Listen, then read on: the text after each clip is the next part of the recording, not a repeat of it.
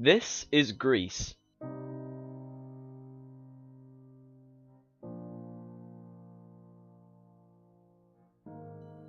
A vibrant country filled to the brim with hotels, restaurants, clubs, beaches, and boats, littered with all sorts of unique creatures.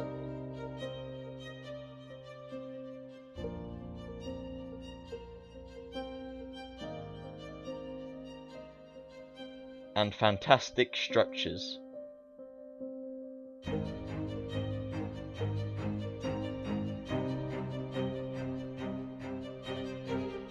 Although there is an underground that most people would not know about. An underground filled with thousands upon thousands of stray cats.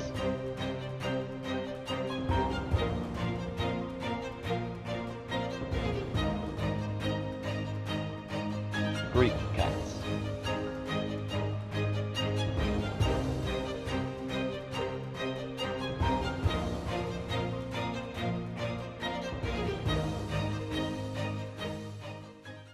Where do they all come from? These colonies of cats, they can't just appear from nowhere. The truth is that they come from us, people. People travel to Greece expecting to make it big or live out the rest of their days under the sun. They get a pet, a house, everything. Then the winter comes and they realise that the dream has been shattered. Then off they go back home, abandoning everything, leaving the cats to fend for themselves. Without neutering, the cats breed, and so the vicious cycle begins. Those kittens have kittens and so forth. The result? Millions of feral, stray wild cats running around in the wild. But how do they survive? Every stray cat has been reverted to their survival instincts and will resort to anything to survive, such as begging, finding safe places, and forming groups. The tourists fly over in the summer and feed them, which is good, for a while, until the winter comes. Then the real challenge begins, and Darwin's survival of the fittest is set into motion. As well as having to deal with the country, an even bigger threat is the locals. People think they are vermin and must be treated as such, so they poison them, shoot them, and even hang them. What is being done?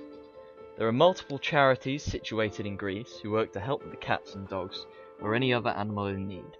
ARC, or Animal Rescue Costs, help cats and dogs and are up day and night to make sure these animals are being cared for, and that somebody adopts them and gives them a home. This is an interview of ARC about the situation. Hello. Nice to meet you. This one came in yesterday. Really? She was found up the mountain. Up the mountain? Yeah, Swiss people saw her actually, and we went looking for her with them. Yeah. I couldn't find her, but a Greek lady has seen her and taken her in. So she's going to go to Switzerland to them. Really? Yeah, but not... She has to get more weight and she has to be sterilised and vaccinated, so it'll be 2-3 months. We started off legally 4 years ago. We've been helping animals before then, but we set up as a legal charity in 2010. And basically because there's so many street animals, dogs and cats all around the island, and we wanted to help them. They're not sterilised, the numbers have got out of control. A lot of local people don't agree with sterilisation. They think it goes against nature, which is strange when they then take the kittens and put them into plastic bags and dump them in the rubbish and dump them all over the island. Because of the sheer numbers, because some of them are not healthy, and they're spreading cat AIDS and things like that because they're not sterilised. Some of them believe that the tourists don't want them there. If tourists feed them in the tavernas, it can lead to problems because other tourists are allergic to the cats. Yeah. And then they don't want them there at all. But not all of them are like that. Quite a few do tolerate them and look after them. We're overrun with cats everywhere, and we have a lot of queries about people asking us to sterilise cats for them. that leads to a problem with funding because we don't get any grants or funding, it's all donations. So what we tend to do is, particularly in the winter when it's a little bit quieter, is set up Facebook appeals and neuter or sterilise in small areas, try and catch all the cats in that area and then provide aftercare later. When the cats in an area are sterilised, they live in colonies, so other cats don't tend to come back into the area, so you can control the small pockets. But there's so many cats here now that we need massive sterilisation program. All the cats generally on the island are stray. There's not that many that people actually own, and they just continuously breed. Like a female can have maybe 12 kittens a year. Within 6 months, that kitten's having kittens. And so it goes on and on and on and on. We're now rehoming more with local people. The younger generation particularly. As with overseas, there's home checks done, and one of our conditions for rehoming is that the animal is sterilised, either before it goes to the new owner or when it becomes old enough to be done. We usually can help get them a special rate if they're on the island to get that done with one of the local vets. It really depends on the individual.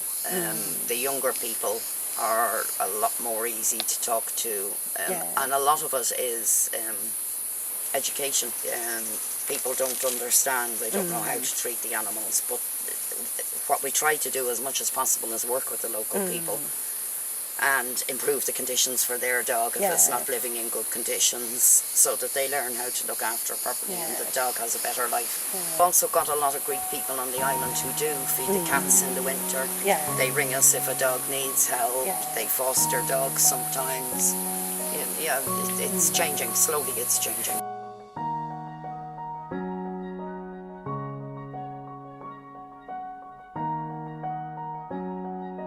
Things can be better for the cats and dogs of Greece.